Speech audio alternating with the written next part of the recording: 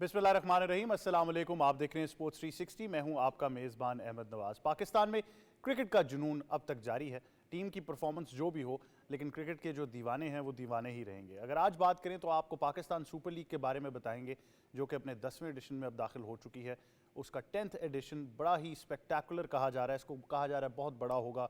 इसमें मैचेस जो डिवाइड किए गए हैं, उसमें पहली बार रावलपिंडी क्रिकेट स्टेडियम में ज़्यादा से ज़्यादा मैचेस रखे गए हैं और पिंडी इस्लामाबाद का जो क्राउड है उनको एक भरपूर मौका मिलेगा कि वो क्रिकेट जो है उसको एंजॉय कर सकें। इसके साथ साथ टीम्स की अगर बात करें तो वो भी भरपूर तरीके से तैयार हैं।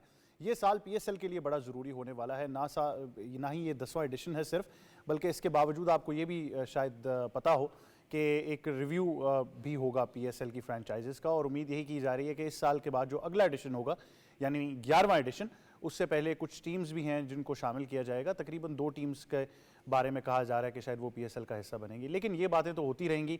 उससे पहले जो 6 फ्रेंचाइजेज हैं वो भरपूर तरीके से तैयार हैं। पीएसएल का एंथम जो है उसको भी रिलीज़ कर दिया गया है। बहुत ही मिक्स्ड ओपिनियन ज़रूर आया है उस एंथम को लेकर, लेकिन ओवरऑल आई थिंक जितनी भी फ्रेंचाइजेज हैं वो तैयार हैं। उनके प्लेयर्स हों, उनका जो सपोर्ट स्टाफ है, और उसके अलावा पीएसएल के कमेंटेटर्स जो होंगे, प्रेजेंटर्स होंगे, उनका भी ऐलान कर दिया गया है। तो पूरे तरीके से क्रिकेट का मेला सजने जा रहा है। अब इसमें बड़ा सवाल ये है कि जब पीएसएल शुरू होती है तो पाकिस्तान सुपर लीग के होने से क्या जो कौमी टीम पर इस वक्त लगे दाग हैं वो धुल जाएंगे कि नहीं, और ये एक बड़ा अहम सवाल है जिसका आंसर मेरे ख्याल से इसका जवाब बड़ा सिंपल है कि हमारे यहाँ तो ऐसा ही होता है। जब आपके पास एक ये टूर्नामेंट शुरू होगा तो बहुत हद तक जो है वो वहाँ से फोकस हट जाएगा कि कौमी टीम ने इंटरनेशनल क्रिकेट में किस तरह परफॉर्म किया है। उसको में टीम मैनेजमेंट का सवाल जो है उसको बिल्कुल दीवार से लगा दिया जाएगा। प्लेयर्स की परफॉर्मेंसेज हैं, प्लेयर्स की सिलेक्शन है, सिलेक्शन की जो पॉलिसी है, जो सिलेक्टर्स हैं उनका क्या क्राइटेरिया था, किस बेस के ऊपर प्लेयर्स को सिलेक्ट किया गया, डोमेस्टिक क्रिकेट को कितनी फोकियत दी गई, इवन कि डोमेस्टिक क्रिकेट का लफ्ज़ जो है वो भी पीएसएल के नाम से तब्दील हो जाएगा। तो ये एक ज़रूर मरला है कि हमने फ़िक्र करनी है, सोचना है कि पाकिस्तान सुपर लीग बिल्कुल पाकिस्तान का एक प्राइम टूर्नामेंट है और उसको होना भी चाहिए और इतनी ही शान शौकत से होना चाहिए। लेकिन खुदारा जो इंटरनेशनल क्रिकेट में हो रहा है उसको ज़रूर अपने सामने रखना पड़ेगा। उसका एहतसाब बहुत ज़रूरी है, और अगर आप एहतसाब का लफ्ज़ सर्जरी से तब्दील करना चाहते हैं तो फिर उसकी सर्जरी हकीकी मायने में बहुत ज़रूरी है। तो इस बारे में ज़रूर गुफ्तगू करेंगे, इन तमाम चीज़ों से आपको आगाह करेंगे। कौमी क्रिकेट टीम के खिलाड़ी जो हैं वो अब पीएसएल की मुख्तलिफ फ्रेंचाइजेज में नज़र आएंगे। उनकी जो न्यूजीलैंड में कारकर्दगी रही है उसको वो किस तरह कंसोलिडेट करने की कोशिश करते हैं। यहाँ आकर तो सब ठीक हो जाएगा, तो इस बारे में भी ज़रूर बात करेंगे। उसके बाद आपको बताना है आईसीसी वुमेंस वर्ल्ड कप क्वालिफायर्स जो कि पाकिस्तान में हो रहे हैं। बहुत सारी टीम्स जो हैं वो पाकिस्तान पहुँच चुकी हैं। कौमी क्रिकेट टीम भी तैयार है, आयरलैंड से उन्होंने मुकाबला करना है, तो इस बारे में भी ज़रूर गुफ्तगू करेंगे और आपको तमाम तर तफसीलात से आगाह करेंगे। और उसके बाद आपको बताएंगे कराची में होने वाली स्क्वॉश चैंपियनशिप के बारे में, जहाँ पर पाकिस्तान जो है अंडर 23 कैटेगरी में बहुत ही शानदार कारकर्दगी अब तक दिखा चुका है और मेरे ख्याल से बड़े ही ज़बरदस्त मुकाबले यहाँ पर भी हो रहे हैं। एक और बड़ा इवेंट है स्क्वॉश का जो पाकिस्तान में मुनक़द हुआ है। तो इन तमाम चीज़ों पर गुफ्तगू करनी है। अब हमारे पैनल से आपका तारुफ कराते हैं। सबसे पहले स्टूडियो ज्वाइन कर रही हैं पाकिस्तान की साबिक क्रिकेट कप्तान, international cricket commentator, broadcaster, presenter और हमारी स्पोर्ट्स एक्सपर्ट सना मीर साहिबा। अस्सलाम वालेकुम, वेलकम बैक। वालेकुम अस्सलाम, थैंक यू वेरी मच। कैसा लग रहा है आपको? अल्लाह का शुक्र, जबरदस्त। वैसा तो नहीं लग रहा होगा जितना अच्छा वहाँ लग रहा था, लेकिन आई एम श्योर यहाँ भी अच्छा लग रहा है। बिल्कुल वैसा ही लग रहा है। वो भी बहुत मज़ा आया स्पोर्ट्स पे काम करके, और यहाँ तो मेरा होम चैनल है। और इत्तेफाक की बात ये कि वहाँ भी आपके साथ एक कैरेक्टर, तो यहाँ भी एक साथ आपके कैरेक्टर बैठे हुए हैं, तो ये हमने बड़ा एक जबरदस्त बैलेंस रखा। साथ ही साथ हमें ज्वाइन कर रहे हैं हमारे एक्सपर्ट और एंकर भी हैं और बहुत मुख्तलिफ प्लेटफॉर्म्स पर आपको नज़र भी आते हैं। अब करियर ट्रैजेक्टरी क्या है वो उस बारे में हम ज़रूर बात करेंगे, लेकिन आज फुटबॉल नहीं क्रिकेट पर ज़्यादा फोकस कर रहे हैं। सईद मोहम्मद अवैस साहब, अस्सलाम वालेकुम। वालेकुम सलाम, कैसे हैं आप? अल्लाह का शुक्र, आप सुनाए ठीक है? मैं बिल्कुल ठीक हूँ, आप बताएं। बस तो फ्रेंचाइज से जुड़ी खबरें लेकर आए हैं आज आप हमारे लिए पीएसएल के। नहीं यार, फ्रेंचाइज मैं जानते नहीं फ्रेंचाइज क्या चीज़ है, सिर्फ इंटरनेशनल को आजकल कर रहा हूँ। लेकिन अच्छी बात है कि एटलीस्ट एक 10वां एडिशन है। लेकिन ज़्यादा खुशी है कि पिंडी में ज़्यादा मैचेस हैं, क्योंकि जो पिंडी वाले लिटरली बहुत खुश हैं और डिजर्व करते हैं। ओनस भी बहुत हो गया पास और टिकटों का, ये अभी से मैसेजेस आना शुरू हो गए। वो जितने आ रहे हैं भाई इस दफ़ा सच में नहीं है। सच कह रहा हूँ। नहीं, इस बार हम बाकायदा इस मामले की तह तक पहुंचेंगे कि किसके पास कितनी टिकटें और कितने पास थे, तो इस बारे में हम ज़रूर जो है आपको आगाह करते रहेंगे, डिजिटल मीडिया के जरिए भी आगाह करेंगे। और साथ ही साथ हमें ज्वाइन कर रहे हैं क्रिकेट एक्सपर्ट भी हैं, एनालिस्ट भी हैं, और जब स्पोर्ट्स साइकोलॉजी की बात करते हैं तो मेरे ख्याल से वो इनका फेवरेट सब्जेक्ट और स्ट्रॉन्ग पॉइंट भी है। हमें ज्वाइन करें आमिर बिलाल साहब। अस्सलाम वालेकुम। वालेकुम, कैसे हैं सर आप? अल्लाह का शुक्र नवाज, आप ठीक हैं? मैं बिल्कुल ठीक हूँ sir, thank you very much for joining us. तो सना मीर साहिबा, सबसे पहले तो पीएसएल की बात करनी है। एक दफ़ा फिर जो है वो पूरे तरीके से पाकिस्तान अब पीएसएल कर रहा है, फ्रेंचाइजेस तैयार हैं, बहुत सारा कंटेंट हमें डिजिटल मीडिया पर नज़र आ रहा है, तो लगता ये है कि 10th एडिशन बहुत ही ज़्यादा इसके बारे में हाइप क्रिएट की जा रही है। बिल्कुल, और अच्छी चीज़ जो नज़र आ रही है 10th एडिशन की कि उर्दू जो कमेंट्री है उसके अंदर 20 ओवर्स को शामिल किया गया है। आई थिंक ये एक बड़ा अच्छा स्टेप है। अगर आप बाकी ममालिक में देखें तो उनकी बहुत रीजनल ज़बानों में कमेंट्री की जाती है ताकि आम जो बंदा है वो उसको समझ सके। ठीक है, वर्ल्ड फीड के लिए आपको इंग्लिश कमेंट्री बड़ी ज़रूरी होती है, पर हमारे अपनी आवाम के लिए जो पूरे 20 ओवर किया गया, पहले सिर्फ 5 ओवर की कमेंट्री होती थी। आई थिंक ये एक अच्छा स्टेप ज़रूर है इस पूरी PSL के अनाउंसमेंट में। बिल्कुल, और आई थिंक ये बहुत ज़रूरी था मेरे ख्याल से। बहुत से लोगों से जब गुफ्तगू होती है, इवन आपकी भी होती होगी as a presenter broadcast yourself, तो मेजॉरिटी लोग वही हैं जो शायद इसी चीज़ का इंतज़ार करते हैं कि यार उर्दू में हमें कमेंट्री सुनने को मिले। बिल्कुल, आई थिंक आम आवाम जो हमारे पाकिस्तान की लोकल ऑडियंस है वो उर्दू की कमेंट्री को बहुत ज़्यादा पसंद करती है।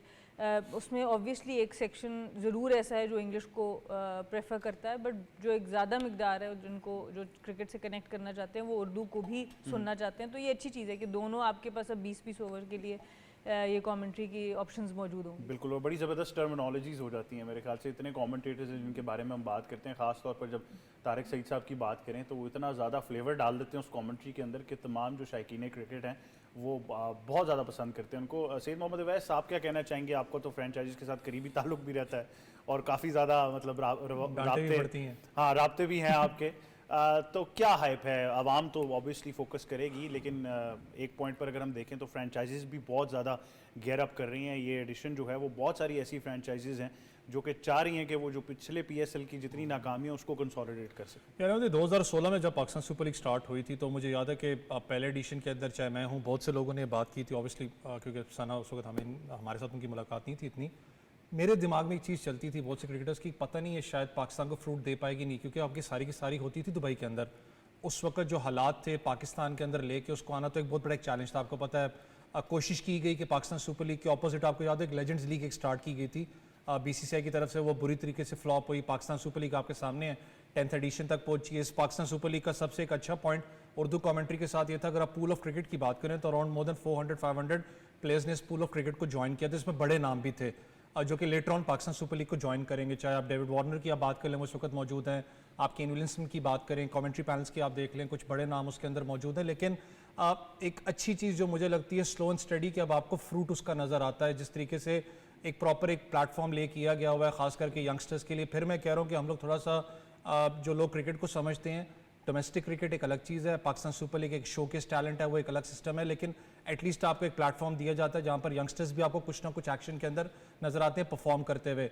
लेकिन सबसे अच्छी चीज़ जो इसकी थोड़ी सी मैं कहता हूँ पाकिस्तान सुपर लीग की इस एडिशन की, ये मुझे लग रही है कि जो स्टेडियम्स हैं खास करके, चाहे रावलपिंडी की मैं बात कर लूँ, इनको ज़्यादा मैचेस दिए हैं जिनको मैचेस चैंपियंस ट्रॉफी में नहीं मिले थे, जिनको आपको पता है बायलैटरल सीरीज़ के अंदर मैचेस ज़्यादा नहीं मिलेंगे, यहाँ पर इनको दिया गया क्योंकि पिंडी ने हमेशा आपको पता है ऐसा क्राउड बड़ा तगड़ा रिस्पॉन्स हमेशा आपको दिया है। लेकिन थोड़ी सी दो चीज़ें, एक तो खास करके टिकट्स वाली जो आपने बात लास्ट टाइम ही मैंने की थी, अभी भी कुछ लोग हैं, अगर आप नॉर्मल लाइफ के अंदर आप लोगों से जाके मिलें, जिनको टिकट्स की बात करूं या जो TCS सेंटर्स हैं जहां पर भी आपने वो एक रखा हुआ, उनको अभी भी लिटरली नहीं पता। अच्छा, मैं ये काफ़ी ज़्यादा चीज़ें हैं जो हम ऑब्वियसली जितने आप लोग हैं हम आपके भी सवाल भी इंक्लूड करते रहते हैं, तो बहुत सारे लोग बार बार ये पूछते रहते हैं कि, और पिछले जितने एडिशंस थे वो ये पूछते रहे कि पिंडी को सबसे कम मैचेस क्यों दिए जा रहे थे। तो मेरे ख्याल से अवैस की बात ठीक है कि आप जितने लोग हैं जिन्होंने इस बार भी, कुछ लोग अभी भी शायद उनके पास मालूमात नहीं पहुंची कि इस बार सबसे ज़्यादा मैचेस पिंडी के पास हैं और इवन शुरू भी वहाँ से किया जा रहा है। लेकिन खुदारा इसको ये मत सोचिए कि कराची से मैचेस ले लिए गए या मुल्तान से मैचेस ले लिए गए,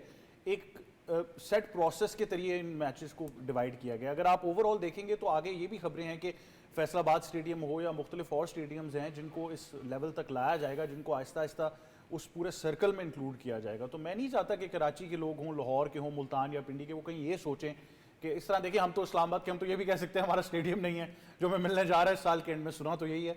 लेकिन फिर भी मेरे ख्याल से कहीं भी मैचेस हो रहे हैं तो वो, और ख़ास तौर पर without taking anything away from Gaddafi stadium या national bank cricket arena Karachi या मुल्तान का स्टेडियम हो, तमाम जगह पर शायकीन क्रिकेट बहुत ज़्यादा तादाद में आते हैं। लेकिन पिंडी की जब आप बात करें तो कैपेसिटी उसकी कम है और इस्लामाबाद साथ जुड़ा है, पिंडी साथ है, तो दो शहर तो बहुत ज़्यादा आवाम आती है, तो इसलिए ज़रा ज़्यादा फ़ैन फेयर वहाँ पर हमें नज़र आता है। लेकिन आबिद बिलाल साहब, ऑब्वियसली एक पॉइंट पर आप आइडेंटिटी दे रहे हैं डिफरेंट फ्रेंचाइजेस को, मुख्तलिफ शहर उसके साथ जुड़े हैं। अब ये मैं बहुत अरसे से वेट कर रहा हूँ कि अब हम भी फ्रेंचाइजेस बढ़ा दें, लेकिन कहीं ना कहीं वो बात बीच में ही दब जाती है, कहीं ना कहीं फ्रेंचाइजेस इनकार कर देती हैं दे डोंट लाइक कि पाई का शेयर जो है वो ज़्यादा होता है, और कहीं ना कहीं पीसीबी उसके लिए तैयार नहीं होता। अब लग रहा है कि इस एडिशन के बाद शायद एटलीस्ट 2-3 फ्रेंचाइजेस तो ऐड हो जाएंगी।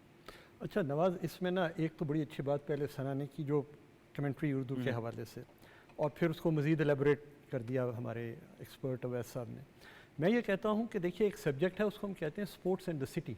उस पर मैंने एक आर्टिकल भी किया था। बिल्कुल। सारी दुनिया में जब आप फ्रेंचाइजेस किसी भी खेल की बात करते हैं तो उसमें आप जो शहर होते हैं, जो लोग होते हैं, उनको कैसे इंटीग्रेट करते हैं उसके अंदर, ये बड़ी एक अहम चीज़ होती है। अब जैसे इस्लामाबाद पिंडी को बहुत ज़्यादा मैचेस मिल रहे हैं, बहुत अच्छी बात है, और इसके अंदर बड़ा ज़रूरी है कि आप फिर शहर को ब्रांड करें उस तरह।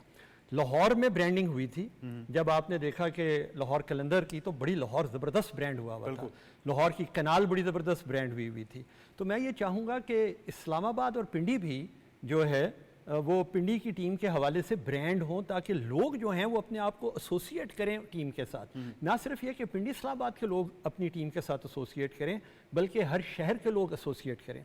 जैसे फ़ुटबॉल में होता है, मैं बार्सिलोना में था तो मुझे देखने का मैच इत्तेफाक हुआ फुटबॉल क्लब बार्सिलोना का, तो ऐसे लगता था कि पूरा बार्सिलोना सिटी जो है वो बार्सिलोना के कपड़े पहन के, ट्रेनें और उनकी हर चीज़ जो थी वो जैम्ड थी। यूँ लग रहा था कि पूरा बार्सिलोना अपनी टीम को सपोर्ट करने के लिए आ रहा है। तो ये जो फ्रेंचाइज की जो क्रिकेट होती है, इसके अंदर एक बहुत बड़ा एंगल ये होता है कि आप लोगों को एसोसिएट कर लेते हैं अपनी टीम के साथ, और फिर ये ब्रांडिंग जो है और ये एसोसिएशन जो है ये हैंड इन ग्लव्स चलती है। तो बड़ा ज़रूरी है। और फिर लोकल जो प्रोडक्ट्स हैं उनको अपने आप को उस खेल के ज़रिए जो है एडवर्टाइज़ करने का मौका भी मिलता है। सो ये 2-3 मार्केटिंग की चीज़ें हैं, स्पोर्ट्स मार्केटिंग की उस हवाले से। और एक जो एडमिनिस्ट्रेशन को एक और काम करने वाला है, वी अंडरस्टैंड कि सिक्योरिटी एक बहुत बड़ा इशू है इस वक्त, कहीं पर भी मैच हो रहा हो सिक्योरिटी का एक इशू होता है। लेकिन इस सिक्योरिटी के इशू के अंदर आप कैसे देखने वालों को फैसिलिटेट करते हैं। सारी दुनिया में जो देखने के लिए लोग आ रहे हैं उनके लिए अलहदा बसेस का इंतज़ाम होता है। ठीक है, आपने दूर उतारना है, उसको चल के आना है, उसने सिक्योरिटी के गेट्स के थ्रू गुजरना है, वो सारी चीज़ें होनी हैं। लेकिन अगर वो ग्राउंड के बाहर उसको घंटा डेढ़ गुजारना है तो क्या किया जाए जहाँ वो इस गर्मी में या इस तरह के मौसम में उसको कुछ फैसिलिटेशन हो कि वो अपने आप को वो मोटिवेट फील करे कि वो ग्राउंड में आए। फिर ग्राउंड के अंदर फैसिलिटीज़ हैं। सो ये सारी चीज़ें हैं और हम उम्मीद करते हैं कि अब ये फैसिलिटीज़ कुछ इम्प्रूव भी हुई हैं ग्राउंड के अंदर की जो हैं, और पिंडी क्रिकेट का भी स्टेडियम बेहतर हुआ है इस मैचेस के दौरान जो पीछे हुए। तो all in all we are looking forward to some exciting matches and let's hope कि ये PSL जो है, और जो आप कह रहे हैं कि मज़ीद एडिशन, इसमें मैं ज़रूर एक चीज़ का यहाँ पर इजाफा करूँगा, और वो है आज़ाद कश्मीर की टीम। देखिए एक इंटरनेशनल इशू है और इस इशू को हम क्रिकेट के ज़रिए इंटरनेशनल फोरम पे बहुत अच्छी तरह से प्रोजेक्ट कर सकते हैं अगर हम AJK की टीम को फ्रेंचाइज के अंदर लेकर आएँ। सो लेट्स होप दे इन सारे एंगल्स के ऊपर PCB जो है वो गौर करेगा, गवर्नमेंट गौर करेगी, और ये चीज़ें जो है ये आगे। और मेरे ख्याल से हम यही कह रहे हैं कि देखें अब आप 10वें एडिशन में बहुत पहले शायद कुछ टीम्स को शामिल हो जाना चाहिए था PSL में, और ऐसा नहीं था कि शहर तैयार नहीं थे। पिंडी के लिए खास तौर पर बहुत आवाज़ उठाएगी, सियालकोट में बहुत सारे लोगों ने कहा कि अगर टीम बनती है तो हम तैयार हैं। उसके अलावा अगर आप मुख्तलिफ शहरों की तरफ देखते हैं तो बहुत सारे ऐसे सेंटर्स हैं जो कि टीम को ओन करना चाहते हैं, लेकिन ऑब्वियसली टाइम ही बताएगा। अगर इस सीज़न के बाद कहा जा रहा है कि एटलीस्ट 2-3 टीम्स ऐड होंगी तो इससे PSL का ही फ्लेवर ज़्यादा हो जाएगा। शेड्यूल का ऐलान भी कर दिया गया है बाकायदा तौर पर। आप कुछ दिनों में जब आप इन मैचेस की पूरी तरतीब देखेंगे, और बहुत ही बिजी शेड्यूल है, पैक्ड है PSL। एक बार फिर हम यही देख रहे हैं कि बहुत सारे मैचेस हैं जिसमें मेजॉरिटी हमें पिंडी में भी देखने को मिल रहे हैं। फिर आपको कराची, लाहौर, मुल्तान, इन वेन्यूज़ को रखा गया है, और ये भी हम साथ साथ उम्मीद करते हैं कि ना सिर्फ टीम्स ऐड होंगी बल्कि वेन्यूज़ में भी इजाफा होगा। जिस तरह कहा जा रहा है कि खबरें हैं कि शायद फैसलाबाद को बहुत जल्द एक इंटरनेशनल सीरीज़ मिलने वाली है, तो मेरे ख्याल से ये भी बहुत खुशाइन बात होगी पाकिस्तान में क्रिकेट के लिए। लेकिन अब उस सवाल की तरफ आते हैं जो मेरे ख्याल से सबसे अहम है, और वो सना मीर साहब का सवाल है कि PSL के शुरू होते ही जितनी गलतियां हैं वो सारी छुप जाएंगी इंटरनेशनली।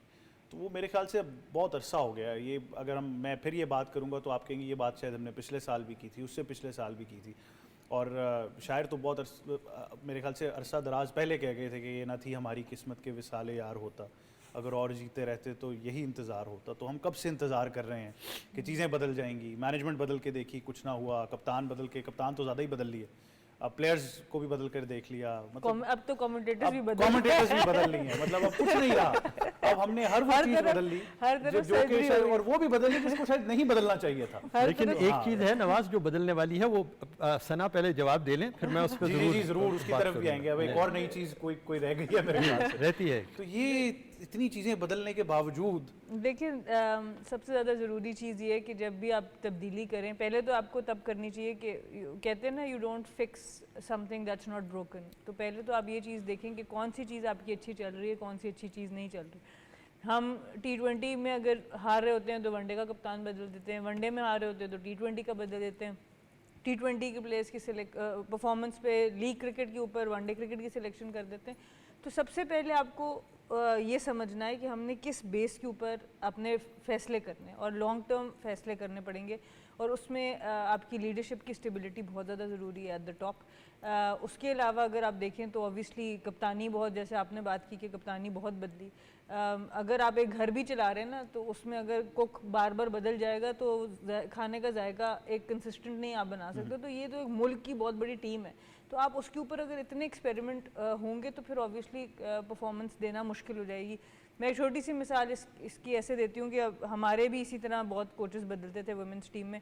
तो एक कोच आके कहता था अगर पावर हिटिंग करनी है तो अपना बल्ला यहाँ ऊपर से लाओ, तो सारी टीम ने बल्ले ऊपर उठाने शुरू कर दिए, जी बैक लेफ्ट ऊपर है। अगले कोच आए महीने बाद, उन्होंने कहा नहीं आपने नीचे रखने के पास रखना है, वहाँ से टैप करके। सो प्लेयर जो है वो कंफ्यूज हो जाता है, हर कोच का हर कप्तान का एक सोच मुख्तलिफ होती है। तो ये चीज़ों को हमें मद्देनज़र रखना होगा। हमारा मुल्क है, हमारे मुल्क की टीम है, जब नहीं परफॉर्म करती हमें तकलीफ़ होती है और हम बात करेंगे।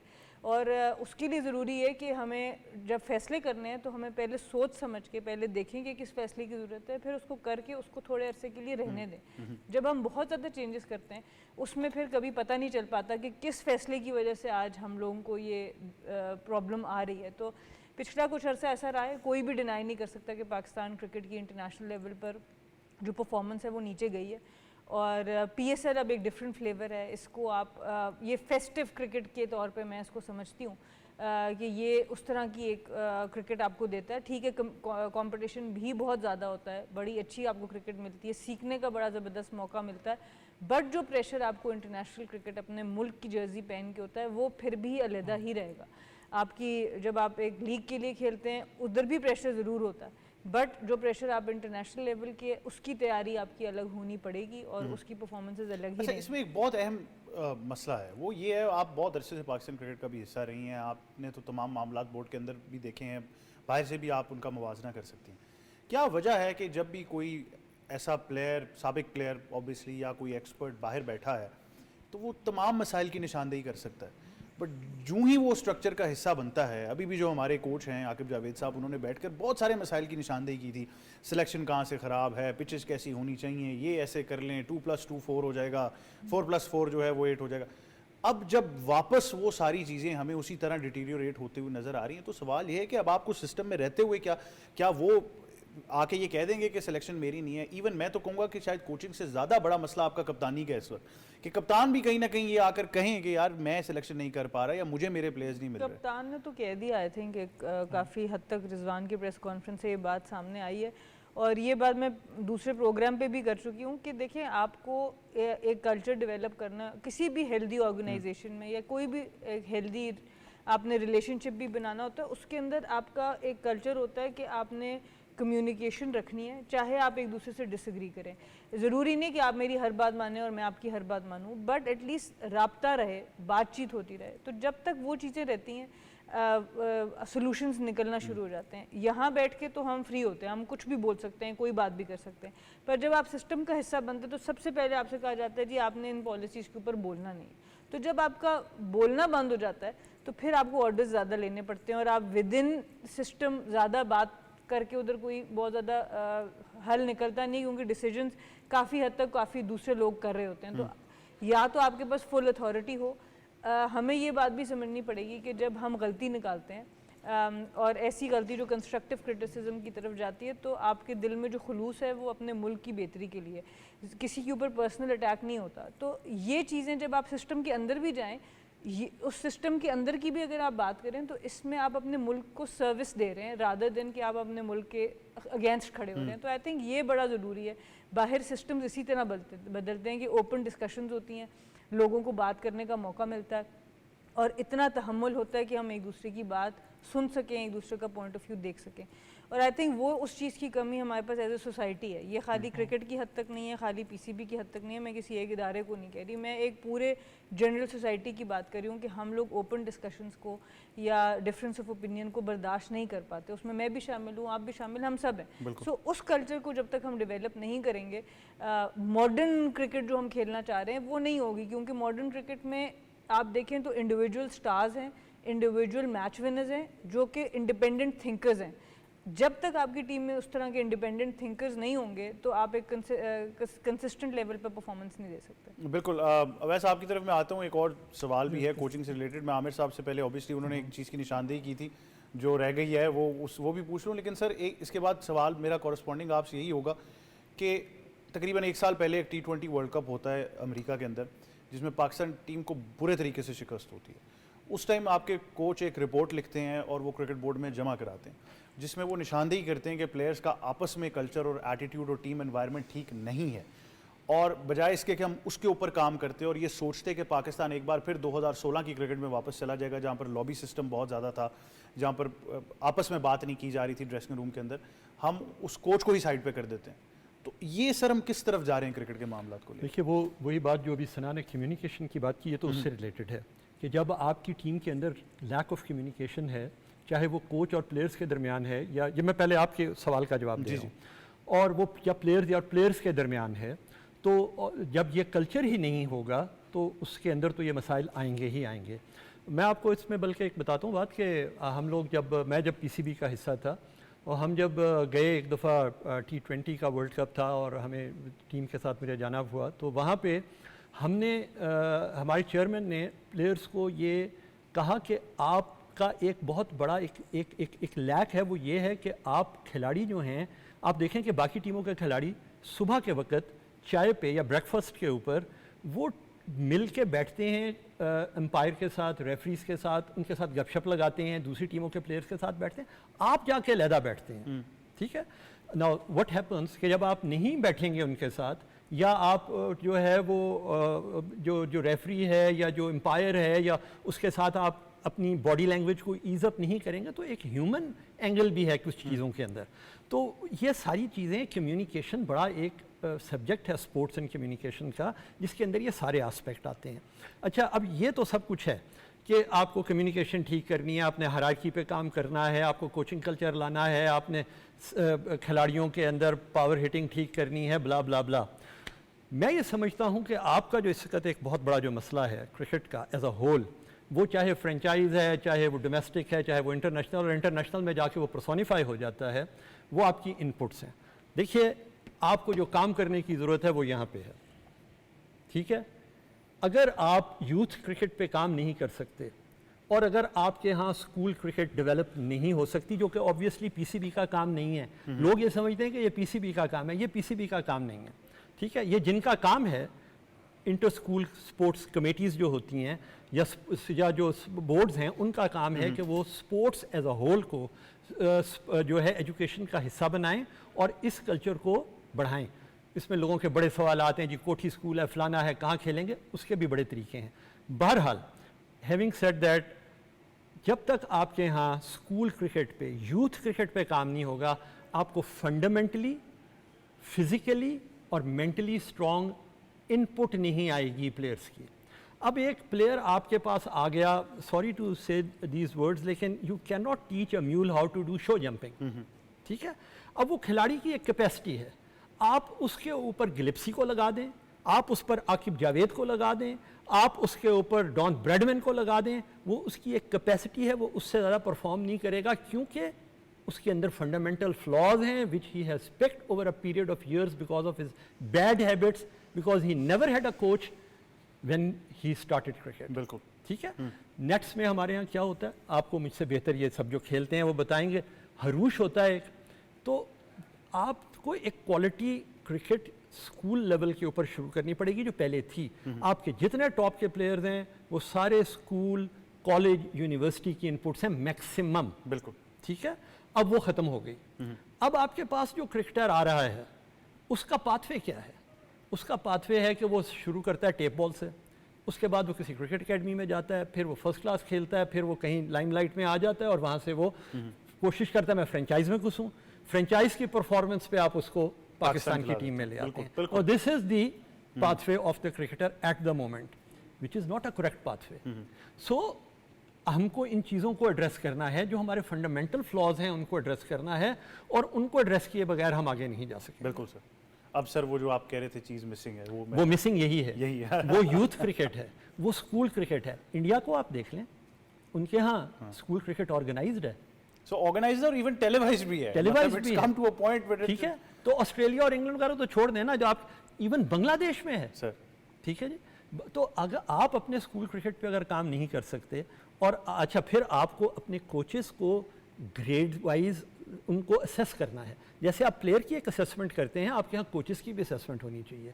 अगर आपका लोकल कोच जो है वो लोकल टूर्नामेंट्स के अंदर, वो चाहे फ्रेंचाइजेज हैं चाहे वो आपका फर्स्ट क्लास है, उसके अंदर अगर परफॉर्म करता है तो उसको काइंडली पाकिस्तान की ए में, पाकिस्तान की अंडर 23 में, पाकिस्तान की टीम के अंदर उसको अकोमोडेट करें। अगर आप उसको एज अ हेड कोच नहीं लाते तो कम से कम आप उसको एज एन असिस्टेंट कोच लेकर आए भाई, ताकि उसकी परफॉर्मेंस का भी तो कोई पैरामीटर होना चाहिए कोच ना। हमारे साथ बैठे हैं, ठीक है, बिल्कुल दरमियान में बैठे मैं हैं। यही तो मतलब जो इतने अरसे से हम यही सवाल करते कहाँ जाएंगे। आप अगर उस नहीं तो उसका पैरामीटर को सेट होना चाहिए ना। देखें ना, आप एक खिलाड़ी को आप असेस करते हैं कि जी ये उसने इतने स्कोर किए, इतनी विकेटें ली, इतने कैच पकड़े। खैर कैच तो हमने पकड़ने ही नहीं, तो वो आपने जो है वो कर लिया। तो कोच की भी तो असेसमेंट सर कैसे होगी जब वो खुद आपको ये तस्लीम कर रहे हैं कि क्योंकि वो फेवरेट नहीं है तो उनकी कोई कहीं जगह नहीं सर, बनेगी। वो सॉरी मैं एक बात रखूंगा, क्योंकि वो ऑब्जेक्टिवली वो चीज नहीं है, हम सब्जेक्टिव हैं। मेरे लिए सब्जेक्टिव है कि ओवैस बहुत अच्छा कोच है। अब ओवैस के अच्छे होने में कोई ऑब्जेक्टिव चीजें होनी चाहिए ना, कितने टूर्नामेंट जिताए, कितने प्लेयर्स प्रोड्यूस किए, कितने लोगों के साथ काम कर चुका है, कितने लोगों के साथ काम कर चुका है, फिर वो कोच की बात कर रहे हैं। देखें दो चीज़ें, मैं एक फास्ट बॉलर रहा हूँ, मेरा सब्जेक्ट फास्ट बॉलिंग है, ठीक है। बिल्कुल। मैं अगर कहूँ कि मैं जाके अंडर 19 अंडर 17, मेरा एक अपना ओपिनियन है कि अंडर 17 अंडर 19 अकेडमी के अंदर जाके मैं हेड कोच लग जाऊँ, मैं अपने साथ भी नाइंसाफी करूंगा, एक लड़के के साथ भी करूंगा, क्योंकि मेरी स्पेशलिटी बॉलर अगर पाकिस्तान का कोच लग सकता है तो आपको कौन वो देखो, वो जो बैठे हैं थिंक टैंक उन्होंने लगाया, मैंने तो नहीं लगाया ना, पाकिस्तानी अवाम ने लगाया। उसका एक फास्ट बॉलर आपके हेड कोच हैं, एक फास्ट बॉलर आपके असिस्टेंट कोच हैं। मैं खुद देखे ना, मैं एक फास्ट बॉलिंग कंसल्टेंट हूँ, फिर मैं कह रहा हूँ मैं पेसर्स के साथ काम करूंगा, जो बैटिंग कोच है वो उसके साथ करेगा। आपकी बात बिल्कुल ठीक है कि आप इवैल्यूएट हर साल के बाद करते हो, लेवल 2 करने से पहले या लेवल 3 उसको जाने से पहले कि यार इसकी इवैल्यूएशन क्या इसकी परफॉर्मेंसेज रही हैं। हमारा विद ड्यू रिस्पेक्ट आज भी इवैल्यूएशन पता है क्या होता है, ये टेस्ट क्रिकेटर है, लेवल 1 छोड़ो लेवल 2 करा दो उसको। मुझे नहीं पता कि उसका एग्जाम भी दिया जाता है, नहीं दिया जाता, उसको लेवल 3 करा दिया जाता है, उसको एक एज दिया जाता है। ज़रूरी नहीं कि आपका एक प्लेयर अच्छा मैनेजमेंट और अच्छा कोच हो सके, ये हमें दिमाग से निकालना पड़ेगा। मैं एक चीज़ पे पाकिस्तान क्रिकेट बोर्ड से बहुत खुश था कि एटलीस्ट आपने वो जो था ना कि चेन ऑफ कमांड तोड़ी कि आप एक नॉन टेस्ट क्रिकेटर को, आप नॉन क्रिकेटर की मैं बात कर रहा हूँ, रेहानुल हक को आप लेके आए ऐसा मैनेजर। एटलीस्ट आपने यार दिमाग से वो चीज़, क्योंकि देखो एक लड़का, मैं आपको खुल के बताता हूँ, मैं मैनेजमेंट डिफरेंट टीम्स में करता हूँ, आज आपके सामने मैं कहता हूँ मुझे किस चीज़ की परेशानी नहीं होती, मुझे इस चीज़ का नहीं होता कि यार पता नहीं नौकरी रहेगी नहीं रहेगी। मुझे पता है कि मैंने अपने काम से काम रखना है, मैंने रिपोर्ट देनी है, मैंने अपनी टीम की डिसिप्लिन मेंटेन करके रखना है। कल को जवाब दे मैं हूँ, नहीं जवाब दूंगा मुझे वापस भेजेंगे, मुझे रिलैक्सेशन है कि यार मैंने अपने काम के साथ लॉयल रहा हूँ, मैं अपनी सीट बचाने के लिए नहीं हूँ। हमारा मसला यहाँ पर यह है कि ज़्यादातर लोग बेचारे अपनी सीट बचा रहे होते हैं, इस चीज़ को मैं भी कहीं ना कहीं अंडरस्टैंड करता हूँ। दूसरा जो आपने बात की ना कि जो स्कूल क्रिकेट की सर आप बात करें, क्योंकि मैं खुद भी इस चीज़ पर जोर देता हूँ यार अहमद भाई, हम लोग बात करते हैं ना स्कूल क्रिकेट की, या मेरे साथ थे रमजान टूर्नामेंट में, जितने कोचेस थे वहां पर स्कूल क्रिकेट के, वो सब एक ही बात कर रहे थे कि यार अच्छी बात है आपने रमजान टूर्नामेंट करवाया, लेकिन एटलीस्ट इस कैटेगरी के लड़के को 2 डे दो, 2 दिन दो खेले, ताकि उसको समझ में आए कि मैंने क्रिकेट कैसे खेल ली है। हमने क्या हासिल किया, कुछ भी नहीं किया। और नवाज, देखो आप कहां से करोगे, और अवैस की बात को सप्लीमेंट करता हूं। ये जो बात की ना कि कोच जरूरी नहीं कि बहुत अच्छा प्लेयर हो, इसी किताब के पेज 23 पर यह बात लिखी हुई है ऑस्ट्रेलियन क्रिकेट बोर्ड ने। और दूसरा मुझे बताएं, ऑस्ट्रेलिया का सबसे टॉप का कोच आज तक जो पैदा हुआ, जिसने ऑस्ट्रेलिया के टॉप के प्लेयर्स प्रोड्यूस किए, वो कौन था? वो था जॉन बैकनन। और जॉन बैकनन ने कितनी क्रिकेट खेली हुई थी? और जॉन बैकनन ने क्रिकेट छोड़ के किस चीज़ की कोचिंग की? उसने रग्बी की कोचिंग की। AFL की बिल्कुल। ठीक हम है। भी कहीं निकल गए। तो बात ये कोच जो है ना, ये और ये जो उन्होंने बात की ना, फास्ट बॉलिंग कंसल्टेंट होना और चीज़ है, कोच होना और चीज़ है। Coaching is a different, coaching के अंदर बहुत चीज़ें आ जाती हैं। नहीं, तो इन्होंने- ये अपने आप को अंडर एस्टिमेट नहीं, इन्होंने इवन जॉन को बहुत हद तक फॉलो किया है। हाँ, इन्होंने भी हाँ। क्रिकेट छोड़ के एक और स्पोर्ट की कोचिंग की है, सही। ताकि वापस ये जो है ये भी उसी पाथवे को ना follow बदनाम करे। करना मैनेजर नहीं, नहीं, कोच ऐसे नहीं, वरना फिर लोग शुरू हो जाएंगे। देखें, ये बहुत बड़ा सब्जेक्ट है। मैं मेरे ख्याल से दो चीज़ों के ऊपर मैं पर्सनली पिछले कई सालों से मतलब अब तो मैं कह सकता हूँ बाल भी सफ़ेद हो रहे हैं, बोल बोल के थक गया हूँ कि खुदारा यूथ क्रिकेट और वुमेंस क्रिकेट के सब्जेक्ट को सेपरेटली ट्रीट करें, वरना आपके मुल्क में क्रिकेट का वही हाल होगा जो मुख्तलिफ खेलों का हुआ है। और मैं हैरान होता हूँ कि जब मैं याद करता हूँ कि हमने स्कूल लेवल पर कितनी क्रिकेट खेली, कॉलेजेस में हमारे टूर्नामेंट्स हुए, यूनिवर्सिटीज़ में, और अब आप जाके जब आप देखते हैं तो ऐसे ही होगा। बच्चे फुटबॉल खेलेंगे, बच्चे बास्केटबॉल खेलेंगे, कोई बुरी चीज़ नहीं है, लेकिन हर स्कूल की, हर कॉलेज की एक क्रिकेट टीम, उसका एक ऑरा होता था जिसको हम पूरे तरीके से ख़त्म कर चुके हैं। और हम तो ये बात करें, मैं तो इससे एक स्टेप फर्दर जाऊँगा, इस वक्त खाली मैं पूरे पाकिस्तान की तो बात ही नहीं कर रहा, इस्लामाबाद के जो भी रिहायशी हैं या जो भी इस्लामाबाद के डायनामिक से वाकिफ़ है, इस्लामाबाद में क्लब क्रिकेट बिल्कुल तबाह हो चुकी है। इस्लामाबाद में इस वक्त कोई क्लब क्रिकेट नहीं है। क्लब ज़रूर एग्जिस्ट करते होंगे, छोटी छोटी पॉकेट्स में ज़रूर काम कर रहे होंगे, लेकिन जो कंपैरेटिव क्लब क्रिकेट थी उसका पूरे तरीके से एक सोची समझी साजिश के तहत इस्लामाबाद से सफाया किया गया। और मैं इसकी डिटेल में नहीं जाऊँगा, बहुत सारे लोग जानते हैं कि क्या हुआ और क्यों हुआ और किस तरह हुआ। अब यही उम्मीद कर सकते हैं कि चीज़ें बेहतर होंगी। वुमेंस क्रिकेट की तरफ हमने लाजमी जाना है। ICC वुमेंस वर्ल्ड कप क्वालिफायर्स जो हैं पाकिस्तान में शुरू होने जा रहे हैं। बहुत सी मुख्तलिफ टीमें हैं जो पाकिस्तान में आ चुकी हैं, इस बारे में भी ज़रूर बात करेंगे कि but the sorry situation of youth cricket in Pakistan that brings us to another situation जो कि वुमेंस क्रिकेट है, जो कि मैं आज भी मानता हूँ कि एक निगलेक्टेड सब्जेक्ट है।